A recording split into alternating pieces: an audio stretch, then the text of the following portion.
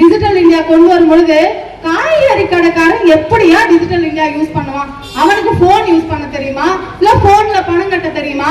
செருப்பு தைக்கிறவனால எப்படி digital India use பண்ண முடியும்? இப்படி எல்லாம் கேள்வி கேட்டாங்க. நம்ம நரேந்திர மோடி அவர்கள் என் நாட்டு மக்கள் அனைவரும் அறிவார்ந்தவர்கள், அவர்கள் திறமையானவர்கள், எதையும் சாதிக்கக்கூடியவர்கள் என்று நம்பினார். ஒவ்வொருத்தருக்கும் அக்கௌண்ட் ஓபன் பண்ணாரு. இன்னைக்கு ஒவ்வொரு டீ கடையிலையும் ₹1 கூட டிஜிட்டல் இந்தியால நம்ம போன் பேல பணம் கட்டிட்டு இருக்கோம். விவசாயிகள் யூஸ் பண்ணிட்டு இருக்காங்க டிஜிட்டல் இந்தியாவை. இதுல என்ன தெரியுமா இன்னொரு பெரிய பிளஸ்? மத்திய அரசாங்கம் ஒரு 10,000 ரூபாய் கொடுத்ததுன்னு வச்சுக்கோயேன், அங்க உருவி 1000 ரூபாய் நம்ம கைக்கு வந்ததுன்னா பெரிய விஷயம். இன்னைக்கு டிஜிட்டல் இந்தியா சாதித்ததனால் ஒவ்வொருத்தருக்கும் அக்கௌண்ட் இருக்கிறதுனால பட்டனை தட்டுனா காசு அக்கௌண்ட்ல ஏறுது. எவனாவது ₹1 எடுக்க முடியுமா? ஒரு மகளிரா உங்ககிட்ட சொல்றதுக்கு நான் கடமைப்பட்டிருக்கேங்க.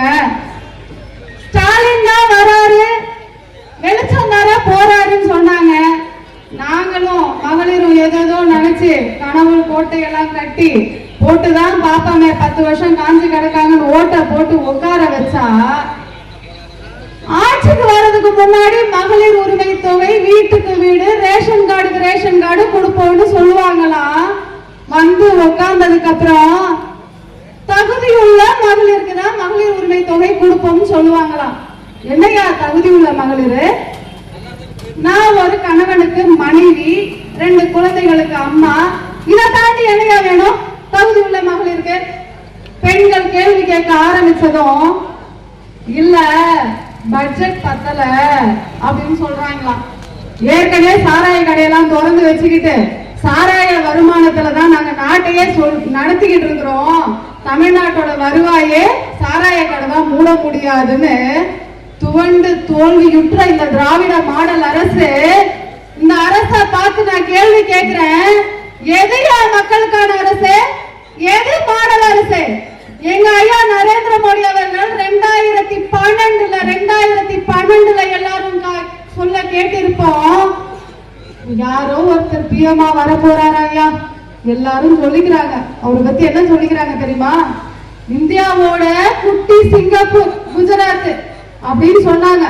குஜராத்தையே நல்ல பெரிய சிங்கப்பூர் மாதிரி மாத்திட்டாராங்க. அவர் வந்தா நல்லா இருக்குங்க. இப்படிதான் பக்கத்து வீட்டுக்காரங்க, என் அண்ணன்மாரு, தந்தைமாரு, சகோதரி எல்லாம் பேசிக்கிட்டாங்க. என்ன இது குட்டி சிங்கப்பூர்னு சொல்றாங்கன்னு போய் பார்த்தா குஜராத்ல தண்ணியே கிடையாதாங்க. இவரு ஏதோ பண்ணி குழாய திறந்தா தண்ணியா கொடுக்க வச்சுட்டாரா. என் வீட்டு தாய்மார்கள்லாம் 2 கிலோமீட்டர், 3 கிலோமீட்டர், 10 கிலோமீட்டர் நடந்து போய் தண்ணி பிடிக்க வேணாங்க, குழாய திறந்தா தண்ணி கொடுப்போம்னு செய்து சாதித்து காட்டியவர் நரேந்திர மோடி அவர்கள். அப்படிப்பட்ட பாரத பிரதமர் நரேந்திர மோடி அவர்கள் இந்தியாவுடைய பிரதமரானதும் குஜராத்ல இருக்கிற பெண்கள் மட்டும் என் தாய் கிடையாதுங்க, இந்தியாவில் இருக்க ஒவ்வொரு வீட்டு பெண்ணும் என்னோட தாய் என்று சொல்லி அதற்காக கொண்டு வந்த திட்டம் தான் ஜல் ஜீவன் திட்டம். அந்த ஜல் ஜீவன் திட்டத்தை இந்தியா, குஜராத் மட்டும் இல்ல, தமிழகம் மட்டும் இல்ல, கேரளா மட்டும் இல்ல, கர்நாடகா மட்டும் இல்ல, பாஜக ஆளக்கூடிய மாநிலங்கள் மட்டும் இல்ல, எல்லா மாநிலத்திலும் இருக்கக்கூடிய தாய்மார்கள் என் சகோதரிகள் என்று சொல்லி இன்னைக்கு நம்ம குழாய திறந்தா தண்ணி வருது. அதுக்கு கூட இது ஸ்டாலின் கொடுத்தாரு, கலைஞர் கொடுத்தாருன்னு கதை சொல்லுறாங்க. என்னவோ நமக்கெல்லாம் தெரியாதுன்னு. இப்பதான் சோசியல் மீடியா அழகா வந்துருச்சு. பட்டன் கைக்குள்ள திறந்தா யார் யார் என்ன செய்யறாங்கன்னு நம்ம சமைச்சுக்கிட்டே பாத்திரலாம், கேட்டுடலாம். இன்னுமே ஏமாத்த முடியுமா? கண்டிப்பா முடியாதுல்ல. அதனால இது மட்டும் கிடையாதுங்க. இந்த திராவிட அரசு, திராவிட மாடல் என்று சொல்லிக் கொள்ளக்கூடிய அரசு, மது ஒழிப்பு எங்களால பண்ண முடியாது, வருமானம் கிடையாது, தமிழகத்தை நடத்த முடியாதுன்னு சொல்லுதே. தமிழக தாய்மார்களின் தாலியை அறுத்து ஒரு ஆட்சியை நடத்தக்கூடிய அரசை பார்த்து கேள்வி கேட்கிறேன். குஜராத்தில் மதுவிலக்கு கொண்டு வரவில்லையா? மதுவிலக்கு கொண்டு வந்த பிறகும் கூட குஜராத்தை குட்டி சிங்கப்பூராக மாற்றி காட்டவில்லையா? அதுவல்லவா மாடல் ஆட்சி, அதுவல்லவா நரேந்திர மோடி அவர்கள் ஆட்சி. இதற்கு பேர் ஒன்று, நீ செய்வதற்கு பேர் மாடல் அரசும் கிடையாது, மாடல் ஆட்சியும் கிடையாது. தோல்வியுற்ற திராணியற்ற திமுக ஆட்சி என்று சொல்லிக் கொள்கிறேன். அப்புறம் நம்ம விவசாயிகள்லாம் எல்லாருக்கும் அடையாளம் இருக்குங்க. ஐடி கம்பெனில வேலை பார்க்கறான், நான் ஐடில வேலை பார்க்கறேன். டாக்டரா இருக்கான், அவன் டாக்டரா இருக்கான். இப்படின்னு அடையாளம் இருக்கு.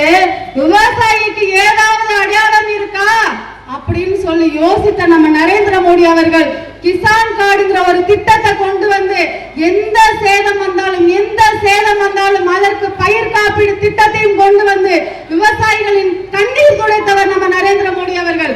ஆனா நம்ம விவசாயிகள் கிட்ட எல்லா திட்டமும் மத்திய அரசு கொடுக்கிற திட்டம், ஆனா எல்லாமே நாங்க கொடுத்ததா ஏமாற்றி ஸ்டிக்கர் ஒட்டி பிழைக்கக்கூடிய அரசு இந்த திராவிட மாடல் அரசு.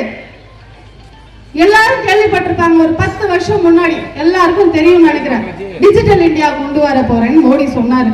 உடனே எல்லாம் என்ன சிரிச்சான் தெரியுமா?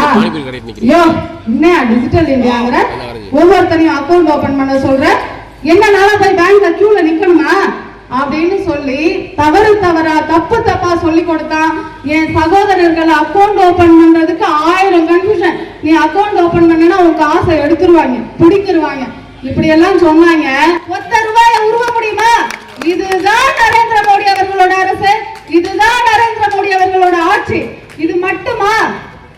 இன்னைக்கு மகளிர் எல்லாமே தொழில் முனைவோர்களாக, சிறு தொழில் செய்வர்களாக, ஒரு பிசினஸ் உமனாக உருவெடுத்திருக்கிறார்கள் என்றால், அவர்கள் அறிவார்ந்தவர்களாக இருக்கிறார்கள் என்றால், அவர்கள் ஒரு குடும்பத்தை கட்டி காப்பாற்றக்கூடிய ஒரு பெண்மணியாக இருக்கிறார் என்றால், இது எதனால் முடிந்தது? நரேந்திர மோடி அவர்களின் ஆட்சியால் முடிந்தது. இல்லனா நம்ம வீட்டு பெண்கள் எல்லாம் இன்னைக்கு அடுப்பூடும் பெண்களுக்கு படிப்பதும் கேட்ட காலம் போய், அடுப்பூதும் பெண்களுக்கு வேலைக்கு போகணுமான்னு சொன்ன காலம் போய், என் வீட்டு பொண்ணு அரசியல்வாதியாகவும் ஆகலாம், அவ பிசினஸ் உமனாகவும் ஆகலாம், எனக்கு தோள் கொடுக்கும் தோழியாகவும் இருக்கலாம் என்று நம் இளைஞர்களை, நம் சகோதரர்களை, ஒவ்வொரு கணவன்மார்களை மாற்றி காட்டிய அரசு நரேந்திர மோடி அரசு. இன்னைக்கு இருக்கக்கூடிய இந்த பெண் புரட்சி, பெண்கள் வேலைக்கு செல்லக்கூடியது, பெண்கள் வெளியே செல்லக்கூடிய பெண்கள் வேலை செய்யக்கூடிய, தொழில் செய்யக்கூடிய நிகழ்வு 14 வருஷத்துக்கு முன்னாடி இருந்ததா? திராணியற்ற திராவிடல் மாடல் அரசை சொல்லிக் கொள்கிறேன். நீ நினைக்கிறது இன்னும் நடக்க போறதே கிடையாது. எங்க ஐயா நரேந்திர மோடியோட சாதனைகளை கொண்டு வரதுக்கு, உங்ககிட்ட கொண்டு சேர்க்கிறதுக்கு நரேந்திர மோடி அவர்கள் அனுப்பிய எங்களுடைய மாநில தலைவர் இளம் சிங்கம், தன்னலமற்ற ஒரு ஐபிஎஸ் அதிகாரி, படித்தவர் எங்களுக்கு கிடைத்து விட்டார். தமிழ்நாட்டை கண்டிப்பாக மது இல்லாத ஒரு மாநிலமாக, முன்னேறிய மாநிலமாக மாற்றி காட்டுவார். ரொம்ப தொலைவில் இல்ல, 1 வருஷம் தான் எங்க அரசு உட்காரும் அப்படின்னு சொல்லி சவால் விட்டு நான் என் உரையை முடிக்கிறேன். நன்றி, வணக்கம்.